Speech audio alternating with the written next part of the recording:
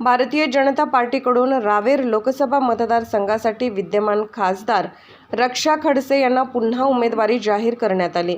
उमेदवारी जाहीर होताच भारतीय जनता पार्टीच्या कार्यकर्त्यांनी ठिकठिकाणी फटाके फोडून जल्लोष साजरा केला। उमेदवारी जाहीर होताच रावेरसह मुक्ताईनगर, पिंपळगाव, भुसावळ आदी विविध ठिकाणी भारतीय जनता पार्टीच्या कार्यकर्त्यांनी फटाके फोडून आनंद व्यक्त केला। लोकनायक न्यूज करिता प्रतिनिधी उमेश कोळी, रावेर, जिल्हा जळगाव। आज भारतीय जनता पार्टीच्या वतीने आणि या देशाचे पंतप्रधान नरेंद्रजी मोदी, या देशाचे गृहमंत्री अमितजी शहा यांनी ही दुसरी यादी जाहीर केली आहे।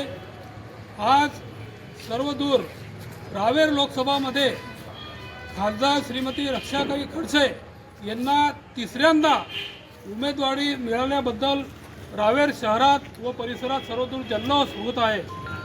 रक्षाताई गेल्या 10 वर्षापासून या देशाचं नेतृत्व करत आहे आणि रावेर लोकसभामध्ये संपर्क करून या ठिकाणी सर्व कार्यकर्त्यांमध्ये त्यांच्याबद्दल एक चांगली भावना निर्माण झाली आहे। हे करत असताना सर्व गोरगरिबांच्या जनतेच्या अडीअडचणी असो, प्रत्येक ठिकाणी संपर्क त्यांचा दांडगा आहे।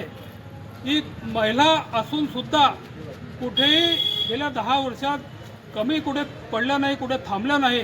प्रत्येकाच्या सुखादुःखामध्ये त्यांनी प्रवास केला आणि देशाच्या गृहमंत्री असतील, नरेंद्रजी मोदी असतील, त्यांनी सांगितलेले काम अतिशय काटेकोरपणाने त्यांनी ते आजपर्यंत पार पाडले। आणि एक सांगायचं म्हटलं विशेषतः त्यांनी कधीही कोणाबद्दल, कोण्या व्यक्तीबद्दल, कोण्या राजकीय व्यक्तीबद्दल कधीही त्यांच्या विरोधात बोलताना किंवा विरोधी लोक त्यांच्या विरोधात बोलताना आजपर्यंत मी कधी 10 वर्षात बघितलं नाही।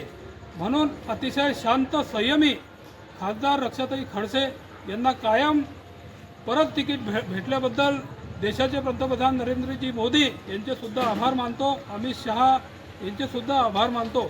आणि महाराष्ट्राचे आमचे प्रदेशाचे अध्यक्ष बावनकुळे साहेब यांनी सुद्धा या महाराष्ट्रभर खूप मेहनत घेऊन खूप परिवर्तन घडवलं आहे, यांचे सुद्धा खूप आभार मानतो। त्याचबद्दल देवेंद्रजी फडणवीस यांनी अतिशय चांगलं व्यक्तिमत्व, अभ्यासू व्यक्तिमत्व असून अतिशय चांगलं काम केलं।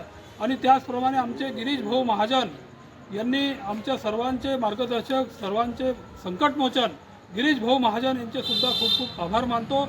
आणि सर्व कार्यकर्त्यांना या खासदार रक्षाताई खडसे यांना तिकीट भेटल्याबद्दल सर्व कार्यकर्त्यांचं अभिनंदन करतो, शुभेच्छा देतो। जय हिंद, जय महाराष्ट्र, धन्यवाद। लोकनायक न्यूज